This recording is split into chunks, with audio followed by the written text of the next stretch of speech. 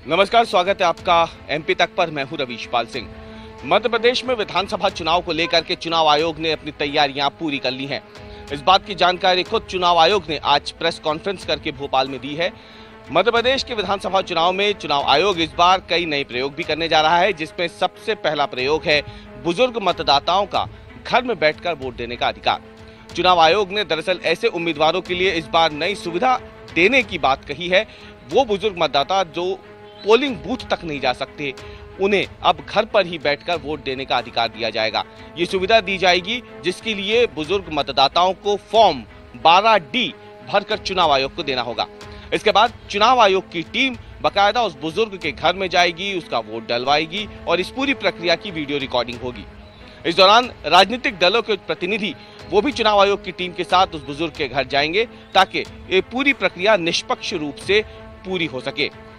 इसके साथ ही चुनाव आयोग ने कई आंकड़े भी जारी किए हैं। चुनाव आयोग के मुताबिक मध्य प्रदेश में इस बार विधानसभा चुनाव के लिए कुल 5,52,00,000 मतदाताओं को रजिस्टर किया गया है। इनमें बड़ी संख्या महिलाओं और पुरुषों दोनों की है, लेकिन इसके अलावा करीब 6,180 ऐसे बुजुर्ग हैं इस बार के विधानसभा चुनाव में जिनकी उम्र 100 साल या इससे ज्यादा है। और ऐसे ही बुजुर्गों को ध्यान में रख के फॉर्म 12D का प्रावधान इस बार के चुनाव में किया जाएगा।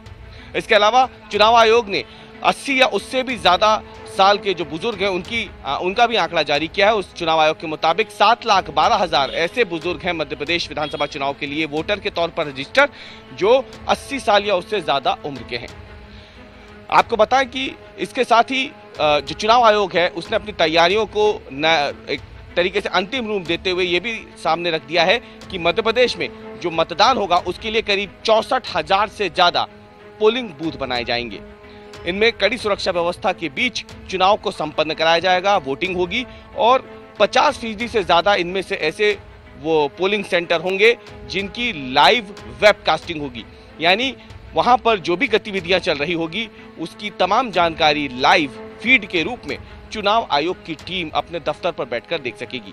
ये प्रावधान इसलिए किया गया है क्योंकि राजनीतिक दलों ने निष्पक्ष चुनाव के लिए इसको जरूरी बताया था और उनकी ये जो समीक्षा बैठकें हुई थी उसके बाद ही तय किया गया है कि लाइव वेबकास्टिंग की जाए और इतने 50% से ज्यादा सेंटर पर ये लाइव वेबकास्टिंग की सुविधा उपलब्ध कराई जाएगी।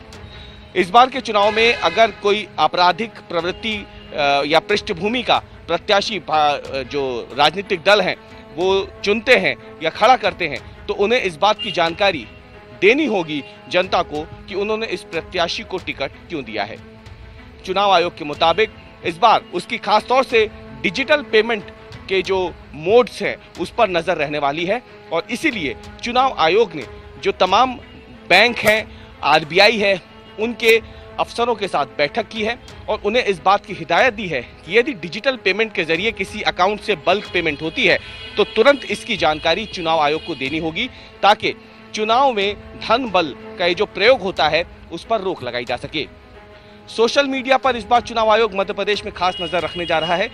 चुनाव आयोग भी मानता है कि आज के दौर में, इंटरनेट के जमाने में सोशल मीडिया के जरिए एक फेक नैरेटिव सेट किया जाता है और इसीलिए इस फेक नैरेटिव के जरिए चुनाव प्रभावित हो सकता है, नतीजे प्रभावित हो सकते हैं। इसलिए चुनाव आयोग ने खास तौर से इस बार सोशल मीडिया पर भी कड़ी नजर रखने की बात कही है।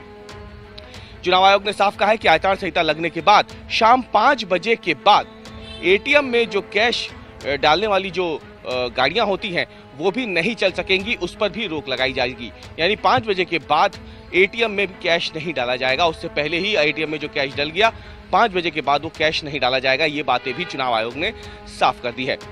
चुनाव आयोग के मुताबिक इस बार का मध्य प्रदेश का चुनाव बेहद खास होने वाला है, क्योंकि कई ऐसी पिछड़ी हुई जातियां भी हैं, आदिवासियों की हैं, जिनमें अगर देखा जाए तो वोटिंग परसेंटेज काफी कम रहता है। लेकिन इस बार विशेष अभियान चला करके मध्य प्रदेश की बैगा सहरिया जनजाति जो है उनमें भी चुनाव को लेकर के जागरूकता फैलाई गई है और चुनाव आयोग को उम्मीद है कि उसके इस प्रयास से इस बार ये जो जनजातियां हैं उनमें भी वोटिंग को लेकर के उत्साह देखने को मिलेगा। हालांकि चुनाव आयोग ने अभी ये साफ नहीं किया है कि मध्य प्रदेश में विधानसभा चुनाव कब होंगे, लेकिन जिस तरीके से चुनाव आयोग की तैयारियां हैं उससे अनुमान लग रहा है कि साल 2018 की तरह ही नवंबर के अंत में मध्य प्रदेश में विधानसभा चुनाव हो सकते हैं।